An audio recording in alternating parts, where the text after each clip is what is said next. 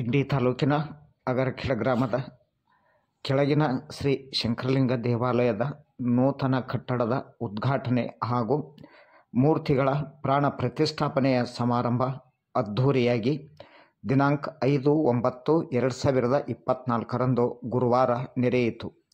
ಬೆಳಿಗ್ಗೆ 10 ಗಂಟೆಗೆ ಶ್ರೀ ಪ್ರಭುಲಿಂಗೇಶ್ವರ ವಿರಕ್ತ ಮಠದಿಂದ ಕುಂಭೋತ್ಸವ ಕಾರ್ಯಕ್ರಮ ಪ್ರಾರಂಭವಾಗಿ ಗ್ರಾಮದ ಪ್ರಮುಖ ಬೀದಿಗಳಲ್ಲಿ ಸಕಲ ವಾದ್ಯ ವೈಭವಗಳೊಂದಿಗೆ ಅದ್ಧೂರಿಯಾಗಿ ಮೆರವಣಿಗೆ ಸಾಗಿತು.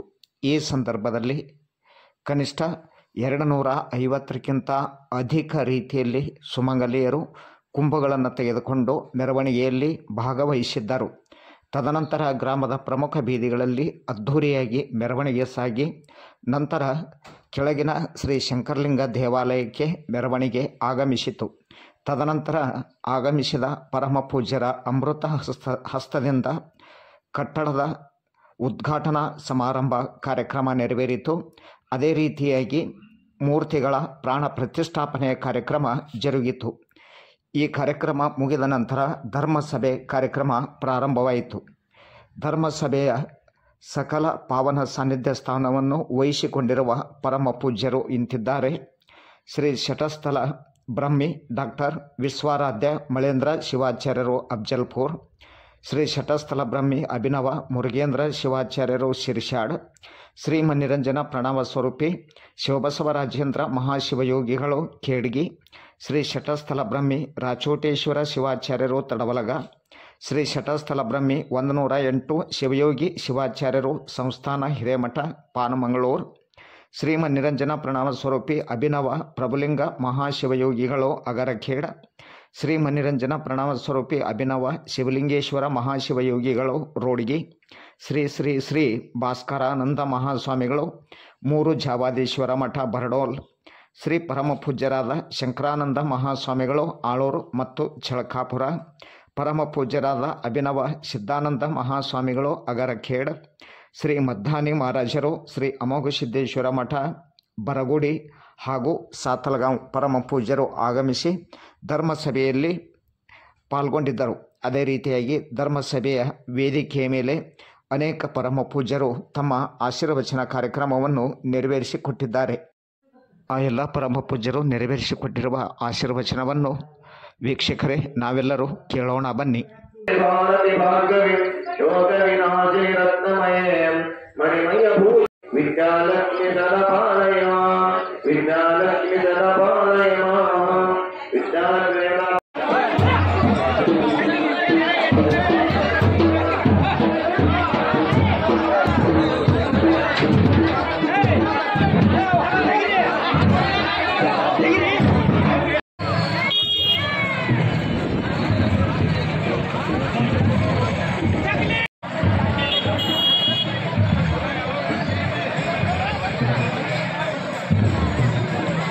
ಕಳಿಸ್ರಿ.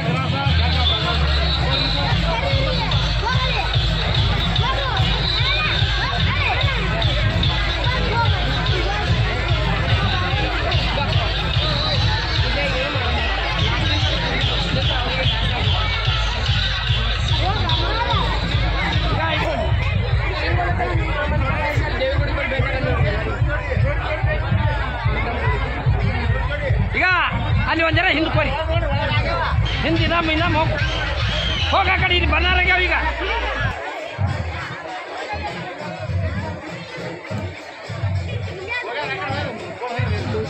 ಸೌಕತ್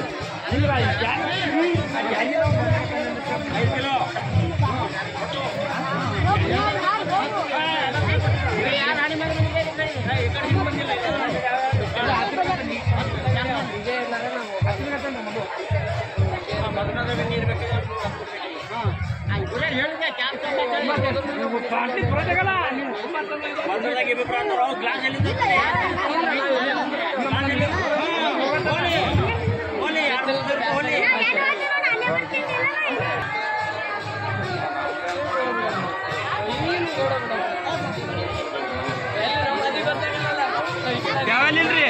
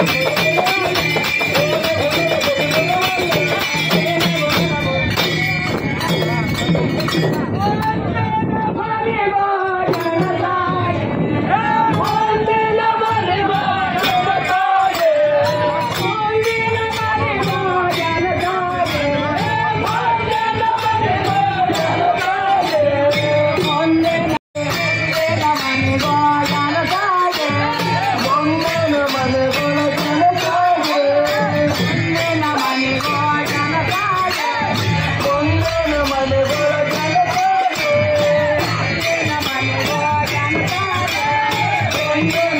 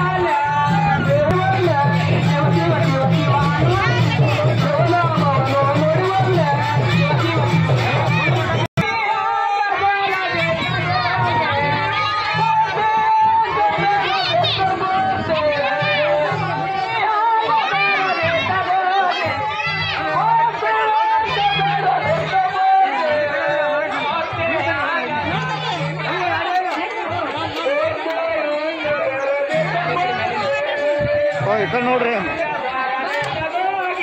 ರೈಟ್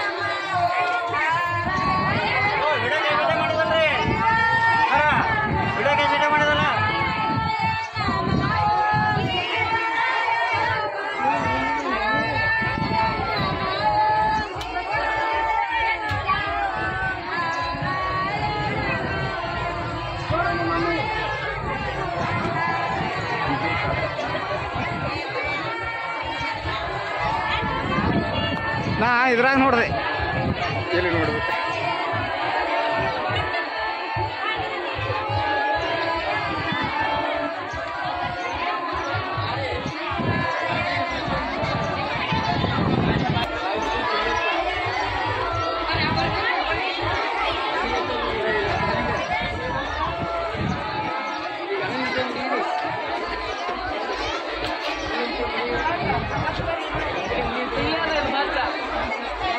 Yang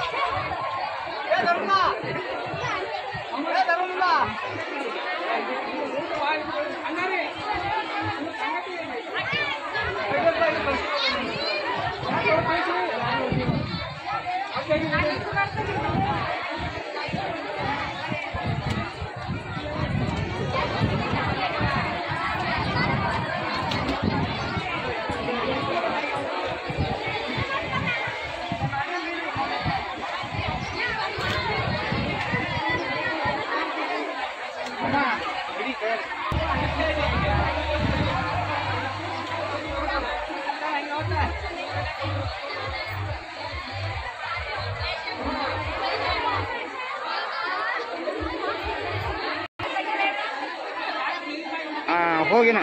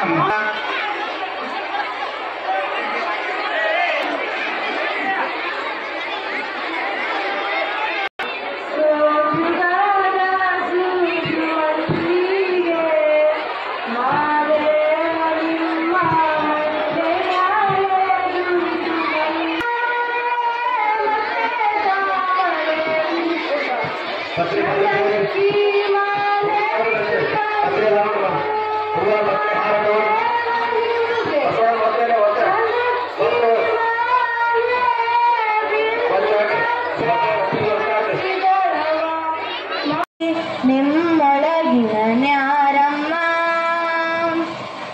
ನಮ್ಮಮ್ಮ ಶಾರದೆ ಉಮಾ ಮಹೇಶ್ವರಿ ನಿಮ್ಮೊಳಗಿನ ನ್ಯಾರಮ್ಮ ನಿಮ್ಮೊಳಗಿನ ಕೈಲಾಸದೊಳಗ ಶಿವಸ್ವರೂಪಿಗಳಾಗತಕ್ಕಂಥ ಶಿವಸ್ವರೂಪಿಗಳು ಇವತ್ತು ಅಗರಕೇರ ಗ್ರಾಮದೊಳಗೆ ಪಂಚಪೀಠಾಧೀಶ್ವರ ಬಂಧುಗಳಿಗೆ ಎಷ್ಟು ಆನಂದ ಸಂತೋಷ ಆಗ್ತಿತ್ತು. ಅಷ್ಟು ಸಂತೋಷ ಎಲ್ಲ ಹೃದಯದೊಳಗೆ ಅಂಥ ಸುಂದರ ಸುಂದರ ಕೆಲಸ ಈ ಅಗರಕೇರ ಗ್ರಾಮದೊಳಗೆ ಮಾಡ್ಕೋತಿಲ್ಲ. ಒಂದಿಷ್ಟು ಆನಂದದ ಸಂತೋಷ, ಹೃದಯದೊಳಗೆ ಆನಂದ ಸಂತೋಷ ತುಂಬಿಕೊಂಡು ಒಳ್ಳೆಯ ಕೆಲಸ ಮಾಡ್ಕೋತ ಹೋದ ಆನಂದ. ಕುಂಭವನ್ನು ಹೊತ್ತಿರುವಂಥ ಎಲ್ಲ ಅಷ್ಟತಾಯಿಂದಿರು ನೋಡ್ಬೇಕು, ಎಲ್ಲರ ಮುಖದೊಳಗೆ ಲಕ್ಷ್ಮಿಯ ಕಳೆಯ ಎಲ್ಲ ಟ್ರಸ್ಟ್ ಕಮಿಟಿಯವರ ಮುಖದೊಳಗೂ ಉಲ್ಲಾಸ ಸಂತೋಷ. ಧರ್ಮ ಏನು ಹೇಳ್ತದ, ನಾವು ಸ್ವಂತ ಜೀವನವನ್ನು ಕಟ್ಟಿಕೊಂಡು ಪುಣ್ಯ ದೇವರ ಮುಂದೆ ಒಂದು ಕಡ್ಡಿ ಹಚ್ಚಿರ್ತೇವೆ.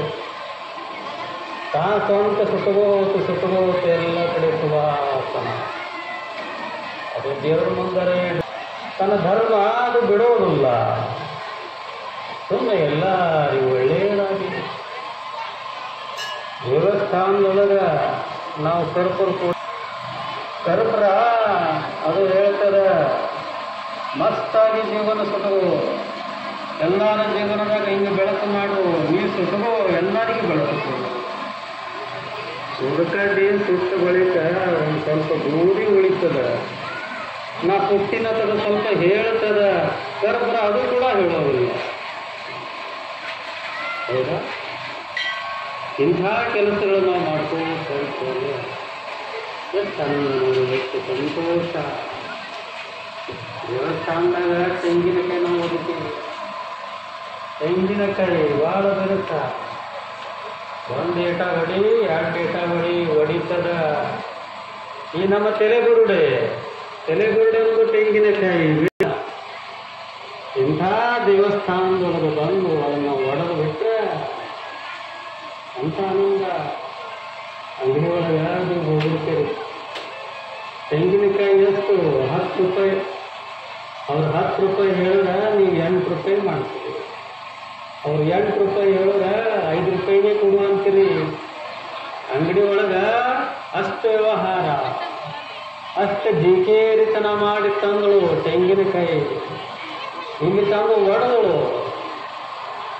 ಶಂಕರ ನಿಂಗನೆ, ಇದು ನಂದಲ್ಲ, ಇದು ನಿಂದು. ನಿಂದಕ್ಕೆ ಯಾವಾಗ ಒಡೆದಳು ಒಳಗೆ ರುಚಿ ನೀರು ಬರಕತ್ತು. ಆತ್ಮಸಂತೋಷದ ನೀರು ಸ್ವಲ್ಪ ಇದು ಬಾಧಿಸಬೇಕು. ಇಂಥ ಶರಣರ ಸಾಧಕರು ಬಾಧಿಸಬೇಕು. ನೋಡ್ರಿ ಹೆಂಗ ಕೆಂಪು ನೋಡಿದ್ರೆ ಮನಸ್ಸು ತಂಪಾಗಬೇಕು ಅಲ್ಲ. ಎಲ್ಲ ಶರಣರ ಮುಖದೊಳಗೆ ಒಂದು ಅದ್ಭುತ ಥಳ ಹೊಳಿತಾ ಇದ್ದವ್ರ ಮುಖ ಎಲ್ಲ. ಯಾಕೆ ಬರೀ ಕೊಡ್ತಾ ಇದ್ದಾರೆ. ನಮ್ಮ ಹತ್ರ ಜ್ಞಾನದ, ನಾವು ಜ್ಞಾನ ಕೊಡಬೇಕು. ನಮ್ಮ ಹತ್ರ ಹಣ ಅದ, ಆ ಹಣವನ್ನು ಕೊಡಬೇಕು. ಏನದಾದ್ರೂ ಕೊಡ್ಕೋಬೇಕು. ಏನು ಕೊಡ್ತೀವಲ್ಲ ಅದು ದೇವ ಮರಾಠಿ ಒಳಗೆ ದೇ ಅಂದ್ರೆ ಕೊಡೋದು. ಹಂಗ ಮನುಷ್ಯ ಜನ್ಮ ಅತ್ಯಂತ ದುರ್ಲಭ. ಆದಿಶಂಕರ ಹೇಳ್ತಾನ, ಮಹಾಪುರುಷ ಸಂಶ್ರಯ, ಇವು 3 ಏನದಾವಲ್ಲ ಬಹಳ ದುರ್ಲಭ ಅದಾವ. ಎಷ್ಟೋ ಜನ್ಮ ಪುಣ್ಯ ಮಾಡಿದ ಬಳಿಕ ಸಿಗೋದು ಮನುಷ್ಯನ ಜನ್ಮ. ಮನುಷ್ಯನ ಜನ್ಮ ಸಿಕ್ಕಿದ ಬಳಿಕ 2ನೇದು ಸಿಗೋದು ಮುಮುಕ್ಷತ್ವ, ಅತ್ಯಂತ ದುರ್ಲಭ. ಆ ಬಳಿಕ 3ನೇದ್ದು ಮಹಾಪುರುಷ ಸಂಶ್ರಯ, ಜ್ಞಾನ ಹೇಳುವಂಥ ಸದ್ಗುರು. ಈ ಕೂತಾರಲ್ಲ ಗುರುಗಳು, ಇದು ಸಿಗೋದು. ಅಪ್ಪುಗಳದರ, ಅಫ್ಜಲ್ಪುರ ಅಪ್ಪುಗಳದರ, ರೋಡಿಗೆ ಅಪ್ಪುಗಳದರ, ಅವರೆಲ್ಲ ನಿಮ್ಗೆ ಆಶೀರ್ವಚನ ನೀಡ್ತಾರೆ. ಮಹಾತ್ಮರ ವಾಣಿಯನ್ನು ಕೇಳಬೇಕು. ಅವರ ವಾಣಿಯನ್ನು ಕೇಳಿ ಅವರ ಕೃಪಾದೃಷ್ಟಿಗೆ ಪಾತ್ರರಾಗ್ರಿ. ಯಾಕಂದ್ರೆ ನಾನು ಹಗಲೆಲ್ಲ ಬರ್ತಿರ್ತೀನಿ. ಅವಾಗ ನೀವು ಯಾವಾಗ ಸಿಗ್ತೀರಿ ಅವಾಗ ಬರ್ತೀರಿ. ನನ್ನ ಮಾತು ನಿಮ್ಮ ಮತ್ತೊಂದು ಕೇಳಾಕತ್ತೀರಿ. ಅದಕ್ಕೆ ದೊಡ್ಡವರು ಬಂದಾರ, ಅವರ ವಾಣಿಯನ್ನು ಕೇಳ್ರಿ. ನಿಮ್ಮ ಮನ ಪವಿತ್ರ ಆಗಲಿ, ಮನಿ ಪವಿತ್ರವಾಗಲಿ, ನೀವು ಮಾಡುವಂಥ ಕಾಯಕ ಶುದ್ಧ ಆಗಲಿ. ನಿಮಗೆ ಆ ಶಂಕರಲಿಂಗನ ಅಂತಃಕರಣ ಆಶೀರ್ವಾದ ಸದಾಕಾಲ ಇರಲಿ. ನಮ್ಮ ಕಮಿಟಿಯವರು ಬಹಳಷ್ಟು ಬಡದಾಡಿ ಕೆಲಸ ಮಾಡ್ಯಾರ. ಕೆಲವರು ನಮ್ಮ ಯಶೋಗೌಡರು, ಆಮೇಲೆ ನನಗೆ ಗೊತ್ತಿಲ್ಲ, ಮತ್ತು ನಾ ಹೆಸರು ಹೇಳೋದು ಮತ್ತೆ ತಿಳ್ಕೋಬೇಡ್ರಿ. ಆದರೂ ಒಟ್ಟಾರೆ ಹಿರಿಯರು, ಕೆಲವರೆಲ್ಲ ಕಿರಿಯರು ಯುವಕರು ಸೇರ್ಕೊಂಡು ಭಾಳ ಸುಂದರವಾಗಿ ಒಳಗೆ ಹೋದ್ರೆ ಇಷ್ಟು ಆನಂದ ಅನ್ನಿಸ್ತದ. ಏನೋ ಒಂದು ಏರ್ ಕಂಡೀಷನ್ ರೂಮ್ನಾಗ ಹೋದಂಗೆ ಆಗ್ತದೆ. ಎಲ್ಲ ಕಡೆಪಟ್ಟಿ ಹಾಕ್ಯಾರ, ಅದ್ರ ಮ್ಯಾಗ ಆರ್ಟಿಸ್ಟ್ ಹಾಕ್ಯಾರ.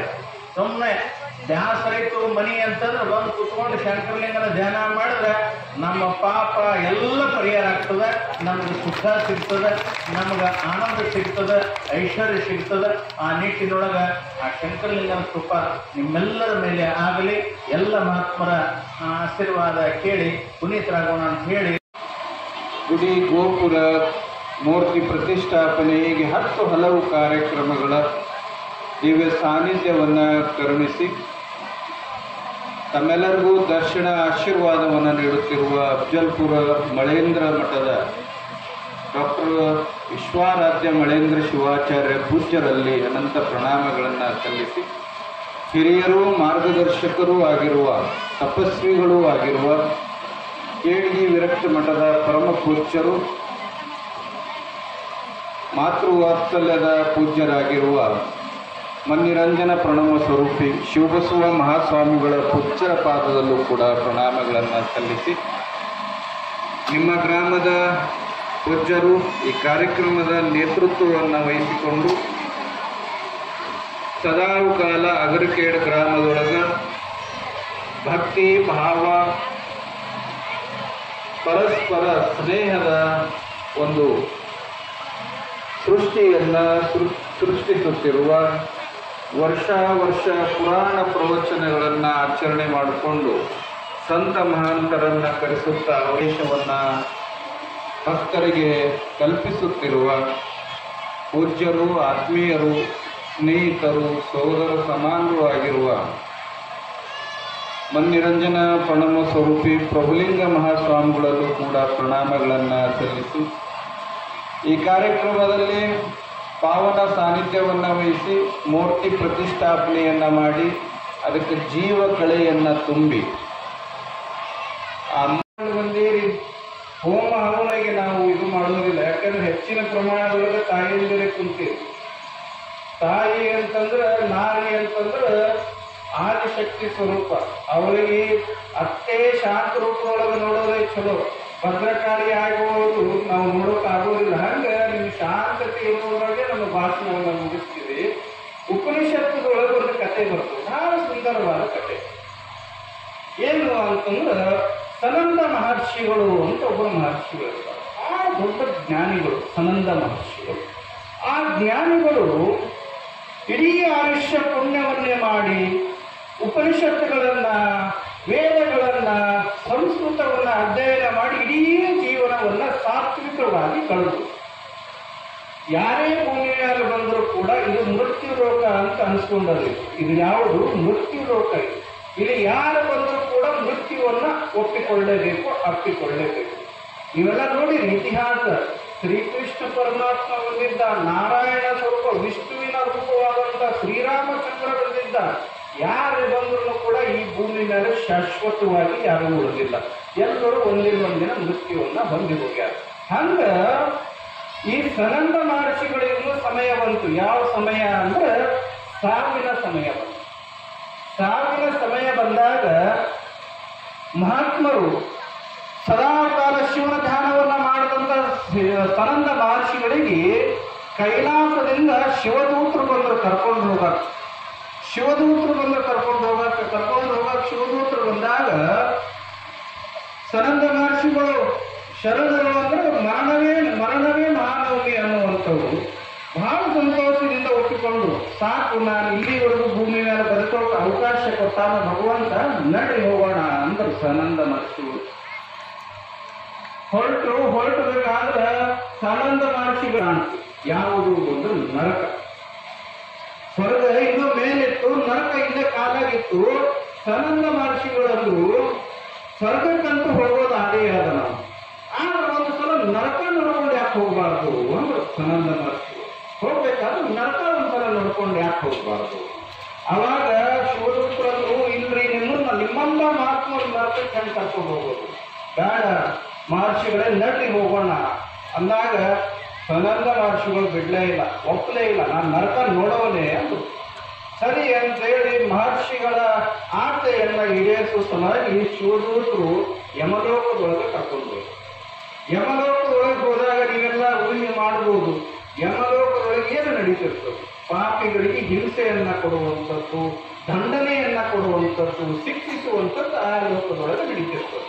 ಎಷ್ಟು ಭಯಾನಕವಾಗಿ ಶಿಕ್ಷೆಯನ್ನ ಕೊಡ್ತಿದ್ರು ಅಂದ್ರೆ ಕಾವಿದ ಎಣ್ಣೆಯಲ್ಲಿ ಮುಳುಗಿಸ್ತಿದ್ರು, ಕೈಕಾಲುಗಳನ್ನ ತುಂಡರಿಸ್ತಿದ್ರು, ದೇಹದಿಂದ ಚರ್ಮವನ್ನ ತೆಗೆತಿದ್ರು. ಇವೆಲ್ಲವನ್ನ ನೋಡಿದಂತ ಋಷಿಗಳು ಸಾತ್ವಿಕರು, ಬಹಳ ತಮ್ಮದೊಂದು ಗುಡಿಸಲೊಳಗ ಬದುಕ. ಮಾನ್ಯರೇ, ಮಾತೆಯರೇ, ಮಕ್ಕಳೇ, ಕನ್ನಡರ ಅಂತರಾತ್ಮದಲ್ಲಿ ವಾಸವಾಗಿರುವ ಪರಮಾತ್ಮನಿಗೆ ಶರಣ. ಇದುವರೆಗೆ ತನ್ನೆಲ್ಲರನ್ನು ಉದ್ದೇಶಿಸಿ ಮನುಷ್ಯ ಮಹಾದೇವನಾಗಬೇಕಾಗಿದ್ರೆ ಧರ್ಮ ಎಷ್ಟೊಂದು ಮುಖ್ಯ ಅಂತಕ್ಕಂಥ ವಿಷಯ ಬಹಳ ಸುಂದರವಾಗಿ ಎಲ್ಲ ಪರಮ ಪೂಜ್ಯರು ಆಶೀರ್ವಚನದಲ್ಲಿ ತಿಳಿಸಿದ್ದಾರೆ. ಧರ್ಮ ಏವ ಸಮಸ್ತಾನಾಂ ದುಃಖಾನಾಂ ಶಮನೌಷಧಂ ನಿತ್ಯಂ ಧರ್ಮಾಮೃತಂ ಪೀತ್ವ ಸುಖಿನ ಸಂತು ಮಾನವನಂತ ಮಾತನ್ನೇ ಹೇಳ್ಯಾರ. ಅಂದಮೇಲೆ ಧರ್ಮ ಆಚರಣೆ ನಾವು ಎಷ್ಟು ದಿವಸ ಮಾಡ್ಬೇಕ್ರಿ ಅಪ್ಪ ಅವರೇ? ಶಂಕರಲಿಂಗ ಎಷ್ಟು ದಿನ ನಾವು ಬಂದು ಪೂಜೆ ಮಾಡ್ಬೇಕ್ರಿ? ಎಷ್ಟು ದಿನ ಬಂದು ಕೇಳಿದ್ರೆ ನಾವು ಇಲ್ಲಿ ಹೋಮ ಹವನಾದಿಗಳು ಆಯ್ತಲ್ಲ, ಇವತ್ತಿನ ದಿವಸ ಪ್ರತಿಷ್ಠಾಪನೆ ಆಯಿತು, ನಾವು ಎಷ್ಟೊಂದು ದಿವಸ ಇಟ್ಕೊಂಡು ಧ್ಯಾನ ಮಾಡಬೇಕು ಅಂತ ಕೇಳೋರು ಒಳಗಿದ್ದಾರೆ. ಇದಕ್ಕೆ ಹೇಳ್ತಾನೆ ಸಿದ್ದೇಶ್ವರನಿಕತ್ತನದ ಅದೊಂದು ವಚನದಲ್ಲಿ, ಇವತ್ತ ಧರ್ಮಾಚರಣೆಯ ಪದ್ಧತಿಗಳು ಪ್ರತಿಯೊಬ್ಬರಿಗೂ ಅವರವರ ಧರ್ಮ ದೊಡ್ಡದು, ಆಯಾ ಧರ್ಮದ ಆಚಾರ ಮತ್ತು ವಿಚಾರ ಬಹಳ ದೊಡ್ಡದು. ಆಚಾರ ಮತ್ತು ವಿಚಾರಗಳನ್ನು ಅರ್ಥ ನಡೆದಿದ್ದಾಗಿದ್ರೆ ಅದಕ್ಕಂತಾರೆ ಅರಿತರೆ ಮಾನವ, ಮರಿತರೆ ದಾನವ. ಅರಿತು ಬೆಳೆತು ನಡೆದರೆ ಅವನೇ ಮಹಾನುಭಾವ ಅಂತಕ್ಕಂಥದ್ದು ಯಾವುದಪ್ಪ ಅಂದ್ರೆ ಅದು ವೀರಶೈವ ಧರ್ಮ ಅಂತ ಹೇಳುತ್ತೆ. ಇವತ್ತು ಗುಡ್ಡಾಪುರ ದಾನಮ್ಮ ಆಗಲಿ, ಕಲಬುರಗಿ ಶರಣಬಸವ ಆಗಲಿ, ಸೊನ್ನಲಗೆಪುರ ಸಿದ್ದರಾಮೇಶ್ವರರಾಗಲಿ, ಇವರೆಲ್ಲರೂ ಇಹ ಮತ್ತು ಪರಗಳನ್ನು ಸಾಧನೆ ಮಾಡಿ ಆಚಾರ ಮತ್ತು ವಿಚಾರಗಳನ್ನು ತಿಳ್ಕೊಂಡು ತಮ್ಮಾಗ ನಮ್ಮ ಅಪಗಳ ಹೇಳಿದ್ರು ಸಾನಂದ ಮಹರ್ಷಿಗಳ ಉದಾಹರಣೆ. ಅಲ್ಲಿ ಹೋಗಿ ಫಕ್ತ ಸಪ್ತ ಕೋಟಿ ಮಂತ್ರೇಶು ಮಂತ್ರ ಪಂಚಾಕ್ಷರ ಮಾಡುವಂತ ಮಂತ್ರ ಸಿದ್ಧಾಂತ ಶಿಖಾಮಣಿ ಮುಕ್ತಿಯಂತೆ ಬಹಳ ಸುಂದರವಾಗಿ ಅವರು ಬಿಡಿಸಿ ಹೇಳಿದ್ರು. ಅದರಲ್ಲಿ ಈ 7 ಕೋಟಿ ಮಂತ್ರಗಳಲ್ಲಿ ಪಂಚಾಕ್ಷರ ಮಹಾಮಂತ್ರ ಏನಿದೆಯಲ್ಲ, ಈ ಮಂತ್ರ ಪಠನೆ ಮಾಡಿದ್ರೆ ಅವರಿಗೆಲ್ಲರಿಗೂ ಸ್ವರ್ಗ ಸಿಕ್ತು ಅಂತ. ಒಂದೇ ಸಲ ನೀವು ಹೋಗಿ ಸಾನಂದ ಮಹರ್ಷಿಗಳು ಹೇಳಿದ ಆ ಕಡೆ ಪಂಚಾಕ್ಷರ ಮಹಾಮಂತ್ರ ಕೇಳಿ ಅವರೆಲ್ಲ ಸ್ವರ್ಗಕ್ಕೆ ಹೋದ್ರು. ಆದ್ರೆ ಪ್ರತಿನಿತ್ಯ ಆ ಶಂಕರಲಿಂಗನ ಕೃಪಾಶೀರ್ವಾದ, ಶಂಕರಲಿಂಗನ ಸನ್ನಿಧಿಯಲ್ಲಿ ಬಂದು ಕೂತು ತಾವು ಹೇಳಿದ್ರೆ ನಿಜವಾಗಿ 1 ದಿನ ಅಲ್ಲ, 2 ದಿನ ಅಲ್ಲ. ಸಿದ್ಧಾಂತ ಪುರಾಣ ಕೇಳ್ತಾರೆ, ದಿನ ದಿನವೂ ಬೋಧಿಸಲು ದಿನ ದಿನ ಕಸರಿ ಮನೆಯಲ್ಲಿ, ದಿನ ದಿನವೂ ಉಳಿಸಲು ದಿನ ದಿನ ಹಸಿವಿಗೆ ತನುವಿನಲ್ಲಿ, ಮತ್ತೆ ಮತ್ತೆ ಮಾಗಿ ಮತ್ತೆ ಮತ್ತೆ ಸುಗ್ಗಿ ಈ ವನದಲ್ಲಿ, ಹಂಬಲದ ಹೊಂದಿಸಲು ನಿರಾಶೆಯ ತುಡುಬಿಸಲು ಮತ್ತೆ ಹಾರೈಕೆಯ ಬಿಸಿಲಾಗುವುದು ಈ ಗಗನದಲ್ಲಿ. ಇಂಥ ವಿರೋಧ ಭಾಸಮಯ ಕಣ್ಣು ಮುಚ್ಚಾದ ಹರ್ಷಗಳ ಸ್ವತಂತ್ರ ವೀರಸಿದ್ದೇಶ್ವರ ಅಂತ ಇವತ್ತಿನ ದಿವಸ ಗುರುಗಳಾಗಿರುವಂಥ ಆತ್ಮೀಯ ಪರಮ ಪೂಜ್ಯರು, ಮಾರ್ಗದರ್ಶಕರಾಗಿರುವಂಥ ಮನ್ ನಿರಂಜನ ಪರಮ ಸಂಸ್ಥೆ ಶಿವಬಸವ ರಾಜೇಂದ್ರ ಮಹಾಸ್ವಾಮಿ ವಿರಕ್ತಿ ಮಠ ಶಾರದೀಯ ಪರಮ ಪೂಜ್ಯರ ಶ್ರೀಚರಣಕ್ಕೂ ಅನಂತ ಭಕ್ತಿಯ ಪ್ರಣಾಮಗಳನ್ನು ಸಮರ್ಪಣೆ ಮಾಡಿ, ಇಲ್ಲಿವರೆಗೂ ಕೂಡ ತಮಗೆಲ್ಲ ಆಶೀರ್ವಚನವನ್ನು ದಯಪಾಲಿಸಿದಂಥ ಆತ್ಮೀಯ ಪರಮ ಪೂಜ್ಯರು, ಮಾತೃ ಹೃದಯಗಳಾಗಿರುವಂಥ ಷಟಸ್ಥರ ಬ್ರಹ್ಮ ಮುರುಘೇಂದ್ರ ಶಿವಾಚಾರ್ಯರು, ಹಿರೇಮಠ ಶಿರ್ಷಾರದ ಪರಮ ಪೂಜ್ಯರ ಶ್ರೀಚರಣಕ್ಕೂ ಅನಂತ ಭಕ್ತಿಯ ಪ್ರಣಾಮಗಳನ್ನು ಸಮರ್ಪಣೆ ಮಾಡಿ, ಅದೇ ತರನಾಗಿ ಬೆಳಗ್ಗೆಯಿಂದ ಎಲ್ಲ ಬಸವಣ್ಣ ಪಾರ್ವತಿ ಈಶ್ವರ ಪ್ರತಿಷ್ಠಾಪನೆಯನ್ನು ಕೈಗೊಂಡಿರುವಂಥ ಆತ್ಮೀಯ ಪರಮ ಪೂಜ್ಯರಾಗಿರುವಂಥ ಷಟ್ಸ್ಥಳ ಬ್ರಹ್ಮ ಶಿವಯೋಗಿ ಶಿವಾಚಾರ್ಯ ಹಿರೇಮಠ ನವರಿಯ ಪರಮ ಪೂಜ್ಯರ ಶ್ರೀಚರಣಕ್ಕೂ ಅನಂತ ಭಕ್ತಿಯ ಪ್ರಣಾಮಗಳನ್ನು ಸಮರ್ಪಣೆ ಮಾಡಿ, ಅದೇ ತರನಾಗಿ ಆತ್ಮೀಯ ಪರಮ ಪೂಜ್ಯರಾಗಿರುವಂಥ ಶ್ರೀಮನ್ ನಿರಂಜನ ಪರಮ ಸಂಸ್ಥೆ ಶಿವಲಿಂಗೇಶ್ವರ ಮಹಾಸ್ವಾಮಿ ವಿರಕ್ತಿ ಮಠ ವರ್ಗೀಯ ಪರಮ ಪೂಜ್ಯರ ಶ್ರೀಚರಣಕ್ಕೂ ಭಕ್ತಿಯ ಪ್ರಣಾಮಗಳನ್ನು ಸಮರ್ಪಣೆ ಮಾಡಿ, ಅದೇ ಚೆನ್ನಾಗಿ ಪರಮ ಪೂಜ್ಯರಲ್ಲೂ ಹಾಗೂ ನಮ್ಮ ಸಾತಿಗಾಮ ಪೂಜ್ಯರಲ್ಲಿ ಕೂಡ ಅನಂತ ಶರಣಗಳನ್ನು ಹೇಳಿ, ಅದರ ಜೊತೆಗೆ ಅವರಿಕರದ ಸಮಸ್ತ ಶರಣ ಬಳಗ ಹಾಗೂ ತಾಯಿ ಬಳಗಕ್ಕೂ ಅನಂತ ಶರಣಾರ್ಥಿಗಳು. ಏನು ನಮ್ಮ ಭಾಷಣ ಅಂತ ನೀವೆಲ್ಲ ಕೇಳಿರಿ, ಹೇಳೋದು ಅವಶ್ಯಕತೆ ಇಲ್ಲ. ನಿಮಗೆಲ್ಲ ಪ್ರಸನ್ನ ಮಾಡಿ ನಾವು ಕೂತಿರಂತ ಅನ್ಸಕತ್ತದ ನನಗೆ ಇನ್ನೂ ಇಲ್ಲ, ಹೌದಲ್ರಿ? ಯಾಕಂದ್ರೆ ಇನ್ನು ಅಪ್ಪುಗಳು ಯಾರು ಸ್ನಾನ ಪೂಜೆ ಏನೋ ಆಗಿಲ್ಲ. ಅಫ್ಜಲ್ಪುರ ಅಪ್ಪುಗಳು ಹೀಗೆ ಮಸೂರು ಅಪ್ಪುಗಳು ಹೀಗೆಲ್ಲ ಬಂದರು. ಸಮಯ ಭಾಳ ಆಗ್ಯದ, ನಾವು ಹೇಳೋದೇನು ಅವಶ್ಯಕತೆ ಇಲ್ಲ. ಇದು ಶಂಕರಲಿಂಗ ಗ್ರಾಮದ ಎಲ್ಲ ನೋಡಿದ್ರಿ, ಇದು ಹೇಗಿತ್ತು, ಇದೆಲ್ಲ ಒಂದು ಜಂಟಿ ಆಗಿ ಎಲ್ಲ ಹಾಳಾಗಿರ್ತಕ್ಕಂಥ ಒಂದು ದೇವಸ್ಥಾನ. ಆದರೂ ನಮ್ಮ ಶಂಕರಲಿಂಗ ಇರಲಿ ಅಂತೇಳಿ ಗಟ್ಟಿಯಾಗಿ ಒಳಗೆ ಕೂತಿದ್ದ.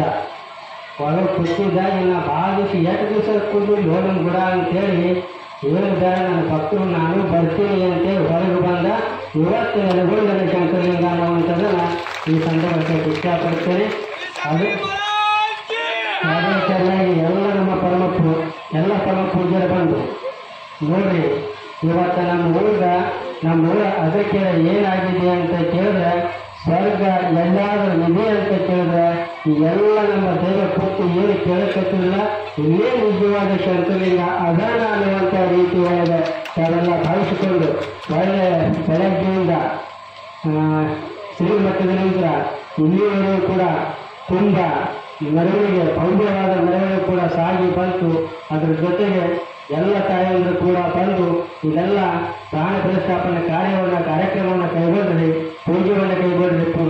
ಎಲ್ಲ ವಿಧಿವಿಧಾನ ಪ್ರಕಾರ ಇಲ್ಲೆಲ್ಲ ಕಾರ್ಯಕ್ರಮ ನಡೆದು ಅನ್ನುವಂಥ ಮಾತನ್ನು ಆತ್ಮೀಯರಾಗಿರುವಂಥ ನಮ್ಮ ರೋಡಿಗೆ ಪರಮ ಪೂಜಾರಲ್ಲಿ ಮತ್ತು ಈ ಊರಿನ ನಮ್ಮವರೇ ಆಗಿರುವಂಥ ಸೋದರ ಸ್ವರೂಪಿಗಳಾಗಿರುವಂಥ ನಮ್ಮ ಅಗ್ರಿಗಡ ಪರಮ ಪೂಜಾರಲ್ಲಿ ಹಾಗೂ ವೇದಿಕೆ ಮೇಲೆ ಕೂತಂಥ ಎಲ್ಲ ಪೂಜಾರಿಗೆ ಕೂಡ ಅನಂತ ಭಕ್ತಿಯ ಪ್ರಣಾಮಗಳನ್ನು ಸಮರ್ಪಣೆ ಮಾಡಿ, ಊರಿನ ಹಿರಿಯ ಕಮಿಟಿಯ ಸರ್ವ ಪದಾಧಿಕಾರಿಗಳೇ, ಈ ಒಂದು ಸಮಾರಂಭದ ಪಾಲ್ಗೊಂಡು ಈಗ ಪರಿಸ್ಥಿತಿ ಹೆಂಗಾಗ್ಯದಂದ್ರೆ ಇವ್ರು ಯಾವಾಗ ಬಿಡುತ್ತಾರ, ನಾವು ಯಾವಾಗ ಹೋಗೋಣ ಕೂತಿಲ್ಲ. ಈ ಸಂದರ್ಭದಲ್ಲಿ ನಮ್ಮ ಮಾತುಗಳು ನಿಮ್ಗೆ ಹೆಂಗೆ ಅನಿಸ್ತಾವ ಅಂತಂದ್ರೆ ಬ್ಯಾಸರಿಸಿ ಬೇರೆ ಯಾರು ಹತ್ತಿ ಪಾಲಿಗೆ ಬಂದಂಗೆ ಆಗ್ತಾವ. ಈ ಸಂದರ್ಭದೊಳಗೆ ಏನೋ ನಾ ಮಾತಾಡಂಗಿಲ್ಲ, ಎಲ್ಲರೂ ಪರಮ ಪೂಜರು ಮಾತಾಡ್ಯಾರ. ನಾ ಎರಡೇ ಮಾತಾಡ್ತೀನಿ, ಬರೀ ಕೇವಲ 2 ರಿಂದ 5 ನಿಮಿಷ ನಾ ಮುಗಿಸ್ತೀನಿ. ಇಲ್ಲಿವರೆಗೆ ಪರಮ ಪೂಜರು ಎಲ್ಲ ಪರಮ ಪೂಜರು ಬಹಳ ಸುಂದರವಾಗಿ ಮಾತನಾಡ್ಯಾರ.